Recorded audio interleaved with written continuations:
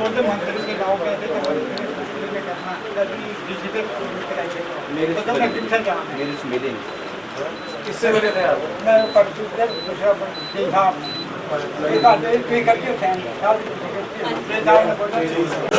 ये बोल रहे हैं कि डिपार्टमेंट को भेज दे 1-2 दिन में, कब तक टाइम खर्चा बोलते खर्चा चक्रा जैसा बोलते खर्चा करा जब मैंने बिल दिया है हमें ये सामान लेकर मेरे पास कुछ पैसा नहीं है फिर मैं दूंगा मैं कार खरीदी और मेरे घर वाले बीमार हमारे पास ना आयरन आता नहीं है, तो 300-400 रुपये का वो ब्रैकेट बनेगा। एक से कोई बात नहीं, इसमें देखो आपको ये अपनी जो मैंने प्रायोरिटी करके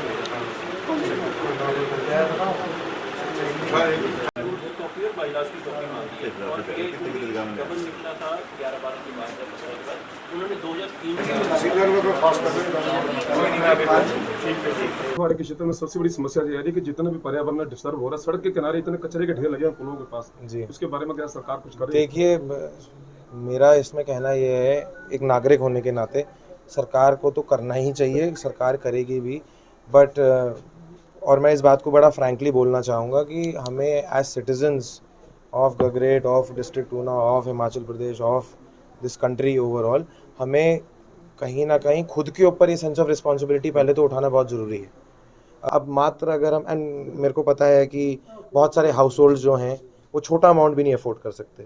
हमारे यहाँ पर जो हमारे परिजन हैं, हमारे बहुत सारे गांव कस्बे मोहल्ला में जो लोग रहते हैं, उनके लिए 10 रुपये, 20 रुपये, 30 रुपये की भी जो धनराशि होती है बहुत बड़ी हो जाती है महीने के लिए। मैं भली भांति इस बात को जो है समझता हूँ, बट कहीं ना कहीं ये कॉम्प्रिहेंसिव प्लान के तहत हमें इन चीज़ों को समझना पड़ेगा। दौलतपुर चौक की जो है अब काफ़ी डिटेल्ड में जो है अब रिव्यू मीटिंग करी जाएगी, गगरेट की भी करी जाएगी। उसमें मैं चाहूँगा कि जो हमारे नगर पंचायत के एरियाज़ हैं, जिनको हम सो कॉल्ड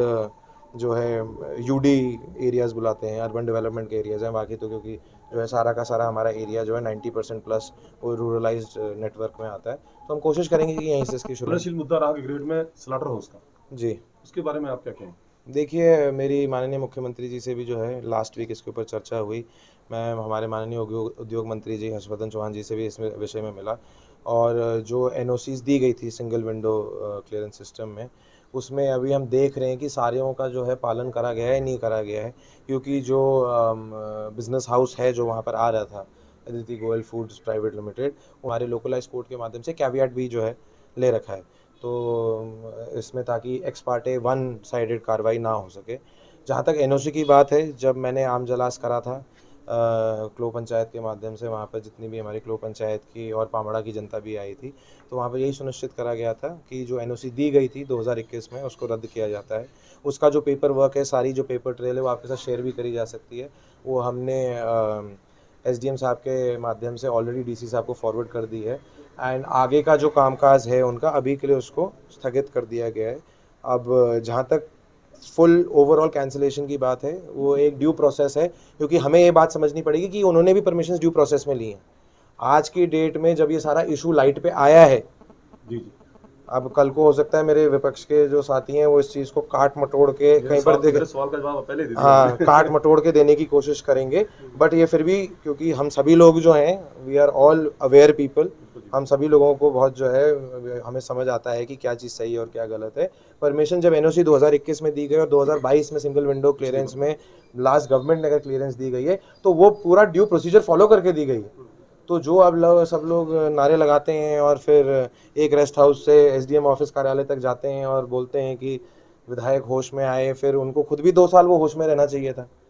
और वो तो अब चोर चोर मसूरे सब लोग भाई बन चुके हैं अपेरेंटली, तो एक को दूसरे को होश में लाना चाहिए था उस वक्त, और दूसरे को पहले ही खुद में होश में रहना चाहिए था। सो आई डोंट थिंक ये पोलिटिसाइजेशन का मुद्दा है। जो मेरे कहने का प्रतीक था वो यही था कि आगे आने वाले वक्त में जैसे ड्यू प्रोसेस फॉलो करा गया था फॉर गेटिंग द परमिशन, हम ड्यू प्रोसेस फॉलो करेंगे फॉर कैंसिलेशन, एंड इसका वन टाइम सेटलमेंट करके इसको पूरा तरीके से बंद कराने का जो है हमारा प्रयास रहेगा। सर, लास्ट मेरा सवाल है कि पर्यावरण में लेकर जो हमारे जहाँ करोड़ों के हिसाब से पौधे काटे गए, और आम के पौधे पे काटे जा रहे हैं, हम चला चला थक गए पिछली बार भी और अब भी चला रहे हैं लगातार, तो इस पे रोक नहीं लग पा रही।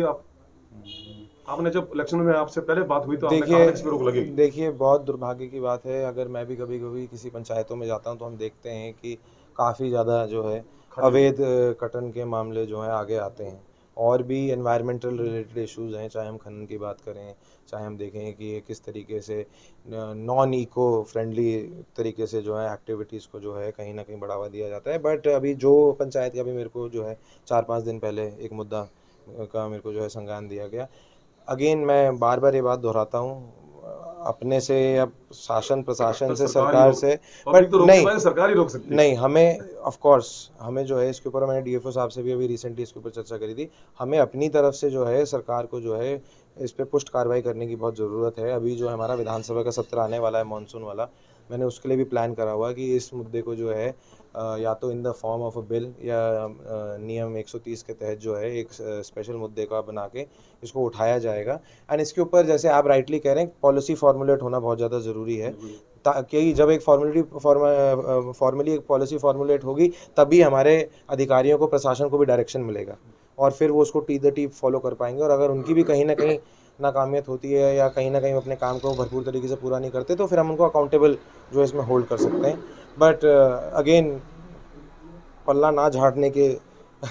Not in the excuse of that, मेरा फिर भी जनता से भी यही अपील रहेगी कि हमें हर जगह जो है सचेत रहना बहुत ज़रूरी है। हो सकता है हमारी कोई भाई बंधु हों जो इस ट्रेड में इन्वॉल्व हों, बट अगर हम इस चीज़ को केयरफुली लेके आगे बढ़ना चाहते हैं तो हमें इंश्योर करना पड़ेगा कि अथॉरिटीज़ तक, चाहे आपके पंचायत के प्रतिनिधि हैं, आपके जिला परिषद हैं, बीडीसी हैं, या मेरे माध्यम से, प्रशासन के माध्यम से, प्रशासन को भी अगर आपको कहीं पर लगता है कि कहीं ढील है तो आप हमें इन्फॉर्म करें, ताकि उन जो आपको हम डे टू डे एक्टिविटीज़ में देख रहे हैं जहाँ प्रॉब्लम्स आ रही है, हम उनके ऊपर कहीं ना कहीं रोक लगा सकें। सर, मुबारकपुर में जो इथेनॉल प्लांट खुला उसके प्रति भी लोग अगेंस्ट उसके खड़े हो रहे हैं, क्या कोई नहीं अगेंस्ट खड़ा हो रहा, ये 4-5 लोगों की एक बनाई हुई है चीज़ और कुछ भी नहीं है। यहाँ पर लोग बेरोजगार हो चुके हैं, टाइम पास कर रहे हैं, वो बाकी के जो बेरोजगार हैं उनको रोजगार वो जो है लेना क्या वो नहीं चाहते कि वो लोग अपनी लाइफ में आगे बढ़ें। मैंने भी आज वो खबर पढ़ी थी और मैं खूब हंसा था वो खबर पढ़ के, और मैं आपके माध्यम से उन सभी लोगों को वो मैसेज देना चाहता हूँ जिन लोगों ने ये 2-4 दिन पहले ये षड्यंत्र रचने की कोशिश करी होगी। ये मैसेजेस सारे हैं शिमला तक पहुँचाने के लिए। HPCL के जितने भी प्रतिनिधि हैं वो खुद आए हैं,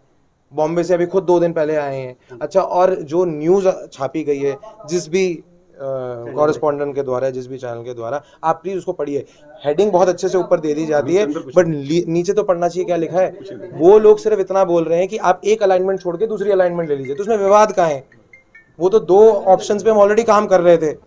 हो सकता है कल को वो जो अलाइनमेंट बोल रहे हैं हम वही ले लें, क्योंकि हम वहाँ पर एक सर्कुलर पाथ बनाने की कोशिश कर रहे हैं। वहाँ पर बहुत बड़े बड़े टैंकर्स ने जो है वहाँ से प्रवेश करना है, वहाँ से बाहर जाना है। अगर हमने एक ऐसी गलत अलाइनमेंट पकड़ ली जो थोड़ा सा आबादी के पास है या जो वेट लोडिंग बेयरिंग कैपेसिटी नहीं रखता है, तो वो कल हमारे को ही it will come and bite us back. तो हमें जो भी डिसीजन लेना है वो सोच समझ के लेना है, कोई विवाद नहीं है। मैं तो आप सभी के माध्यम से, मीडिया के माध्यम से वहाँ के मेरे सारे परिजनों का धन्यवाद करना चाहूँगा कि हमारी जितनी भी अभी 4-5 बारी हमारी जितनी भी मीटिंग्स हुई हैं, जो हमने इस मुहिम के अंतर्गत जो हमने यहाँ पर सेटलमेंट करने की कोशिश करी, क्योंकि मैं सीएम साहब को प्रॉमिस करके आया था जब हमारी रिव्यू मीटिंग हुई थी कि जो हमारे इसमें लैंड का है हम इसको सेटलमेंट करेंगे। हम इसमें किसी भी तरीके का यहाँ पर जो है हम कंसोलिडेशन टेक ओवर करके नहीं करेंगे, तो हम इसको एमिकेबल तरीके से लोगों की रजामंदी के साथ करेंगे। पर्यावरण पर उनसे जानने की कोशिश की, क्योंकि सबसे बड़ा मुद्दा पर्यावरण है। वन काटुओं ने जंगलों को काट दिया, पूरा खोद के रख दिया पूरे सड़कों का। उन्होंने दौलतपुर चौक का मुद्दा भी बताया कि जो रेस्ट हाउस नहीं बन रहा। उसके बाद उन्होंने कई हमारे सवालों का जवाब भी दिया जिसमें बड़ी जरूरी बातें थी। तो ये हमने बताने की आपको कोशिश। आप देखें लाइव फेस्टिवल सुखविंदर साहब आके फिर किसी और स्थान पर किसी और बात पर देखते रहें और कमेंट करें। हरे कृष्णा।